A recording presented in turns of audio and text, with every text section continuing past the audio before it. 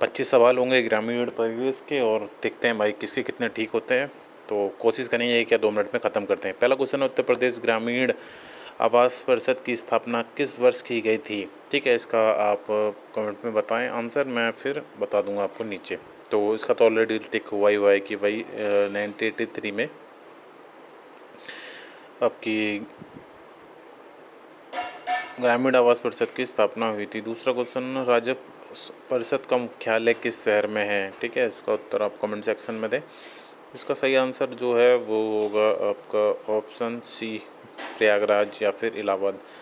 अधिया या बटाई शब्दों का प्रयोग किस अभिप्राय से किया जाता है? 4 ऑप्शन आपके सामने। पहला, फसल के उत्पादन के लिए, कृषकों की मीटिंग में, फसल के साझेदारी में, फसल की कटाई में।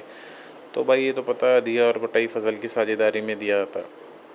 ऑप्शन सी होगा तीसरे का। किस समिति ने त्रिस्तरीय पंचायत प्रणाली की अनुशंसा की थी? बहुत ही इजी क्वेश्चन है भाई, ये सबको पता होना चाहिए कि जो बलवंत राय थे उन्होंने 3 स्तर के लिए बनाई थी 1957 में, फिर 1977 में अशोक मेहता ने 2 स्तर पे। ठीक है, तो इसका आंसर 4 का होगा बी। फिर है 5वां क्वेश्चन, कौन सी पंचायत योजना मुख्य रूप से कृषि प्रधान योजना थी? ठीक है, तो कौन सी में भाई जो थी योजना, पंचवर्षीय योजना, उसमें कृषि की बात करी गई थी प्रधान रूप से। तो इसका आंसर होगा, 1 मिनट में इसका वो चेंज कर देता हूँ। ठीक, तो इसका आंसर आपको पता होना चाहिए कि भाई पहली में ही बात हो गई थी, ऑप्शन ए।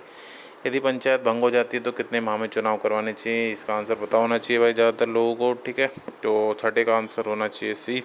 उत्तर प्रदेश में निम्न योजनाओं में से कौन सी योजना कोविड-19 महामारी के कारण निराश्रित हुए बच्चों के भरण पोषण और शिक्षा व सुरक्षा के से संबंधित है? पहला ऑप्शन है मुख्यमंत्री सक्षम सुपोषण योजना। दूसरा, उत्तर प्रदेश मुख्यमंत्री बाल सेवा योजना। तीसरा है मुख्यमंत्री सुपोषण घर योजना। चौथा है उपयुक्त में से कोई नहीं। तो इसका आंसर होगा मुख्यमंत्री बाल सेवा योजना, जो कि ऑप्शन बी होगा। ठीक है, ऑप्शन 8 है इंदिरा आवास योजना, जो केंद्र समर्थित योजना है, का राज्य सरकार के साथ लागत सहभाजन अनुपात। ठीक है, तो जो इंदिरा आवास योजना है उसका राज्य के साथ रेशियो बताना है कितना होगा। 4 ऑप्शन आपके सामने हैं, जल्दी से ऑप्शन अपना कमेंट सेक्शन में ज़रूर बता देना। और लास्ट में ज़रूर ही बताना भाई कि अगर कमेंट सेक्शन में ना बताओ तो एंड बता देना कि कितने ठीक हुए थे 25 में से। तो इसका ऑप्शन ये होगा डी भाई, ये तो थोड़ा हार्ड था और अच्छा क्वेश्चन था ये। और 9वां क्वेश्चन है सीमांत जोत का आकार कितना है? तो 4 ऑप्शन है, 1 हेक्टेयर होगा, 1 हेक्टेयर से कम होगा, ज़्यादा होगा, या 1 या 2 हेक्टेयर के बीच में होगा। तो सीमांत जोत का जो आकार होता है वो 1 हेक्टेयर से कम होता है। ये बात आप याद रखना, एग्ज़ाम में क्वेश्चन देखने के लिए मिल सकता है। क्वेश्चन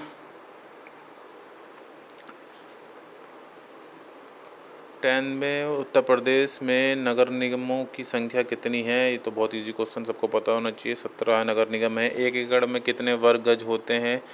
ये भी मोस्टली लोगों को पता होना चाहिए। 48 वर्ग गज, 48-20, 48-40 या 48-50। तो 48-40 होते हैं 1 एकड़ में। प्रयोगशाला में से खेतों तक कार्यक्रम किस राज्य सरकार द्वारा शुरू किया गया था? ये अच्छा क्वेश्चन है। ठीक है, तो इसका ऑप्शन आप बताना है। ठीक है, तो इसका आंसर होगा सी। उत्तर प्रदेश में ही प्रयोगशाला से खेतों तक का जो कार्यक्रम है उसकी शुरुआत की गई थी। फिर है सांडी वन्यजीव अभ्यारण्य किस जनपद में स्थित है?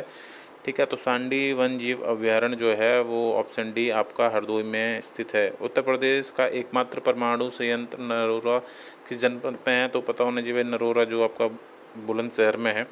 फिर है लाल मट्टी भाई कौन से जनपद में पाई जाती है? ये भी बहुत ईजी क्वेश्चन है, नॉर्मली जिसने पढ़ा होगा। तो इसका है कि मिर्ज़ापुर सोनभद्र में। फिर 2011 के हिसाब से भाई कौन से जनपद की जो पॉपुलेशन सबसे कम थी? तो ये पता होना चाहिए ऑप्शन डी महोबा की। ठीक है, तो इसमें कुछ अच्छे क्वेश्चन मिल जाएंगे, कुछ हैं जो अपने पहले पढ़ रखे हैं। जैसे ये है कि महागीर जनजाति उत्तर प्रदेश के किस जनपद से मुख्य रूप में पाई जाती है? तो ये नहीं पता था मुझे भी। महागीर जनजाति जो है आपकी सोनभद्र में पाई जाती है।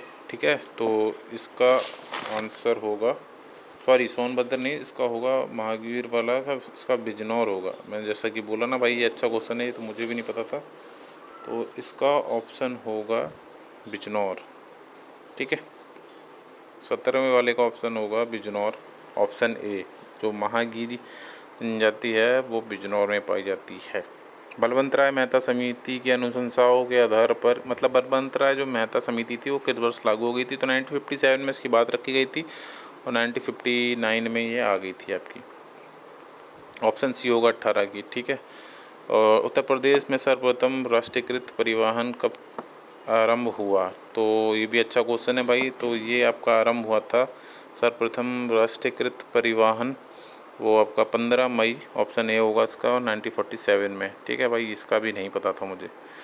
ठीक, अब बात कर लेते हैं 20 की। तो उत्तर प्रदेश के लोकसभा की, भाई इसमें तो पता ही है कि लोकसभा में आपकी 80 सीटें होती हैं। अगले क्वेश्चन पर चलते हैं अब। तो अगला जो क्वेश्चन है वो है बंदोबस्त का जो भाई व्यवस्था थी किसने आरंभ करवाई थी, तो ये आपको पता होना चाहिए, ने हिस्ट्री पढ़ी थी कि शेरशाह सूरी ने आरंभ करवाई थी। फिर है कि भाई स्वर्ण जयंती स्वरोजगार योजना भाई कब मनाई गई थी, तो ये आपकी ऑप्शन सी होगा इसका, 1 अप्रैल 1999। ये भी नहीं पता था भाई मुझे, ये भी अच्छा क्वेश्चन है। उत्तर प्रदेश में सामुदायिक विकास कार्यक्रम कब चालू हुआ, तो ये आपको पता होना चाहिए, 2 अक्टूबर 1952 में चालू हुआ। तो इसमें भाई रोज़ एक प्रैक्टिस सेट भी करोगे तो कुछ ना कुछ क्वेश्चन आपको कॉमन पाए जाएंगे। एक जो क्वेश्चन बहुत अच्छा लगा मुझे वो है ये क्वेश्चन 24 कि कौन सा युग्म सम्मिलित नहीं है, ठीक है। तो आप याद रखना कि जो 20 फिक्स होते हैं उसमें वो एक जौ के बराबर होते हैं, 20 जौ होते हैं वो 1 दशमलव या डेसिमल के बराबर होते हैं, 16 आना 1 रुपये के बराबर होते हैं, और जो गलत है 12 पई, ठीक है, वो 2 आने के बराबर नहीं होती। फिर एक 25 वाला क्वेश्चन भी इजी है, जिन लोगों की पॉलिटी अच्छी है, कि पंचायती राज व्यवस्था किसके लिए करी थी, तो वो भाई विकेंद्रीकरण के लिए थी, ठीक है, लोकतंत्र की जो शक्तियाँ हैं। तो ये हो गया आपका एक प्रैक्टिस सेट 25 क्वेश्चन का। अगला प्रैक्टिस सेट ये करेंगे कल को, और सब्सक्राइब करना चैनल को। धन्यवाद।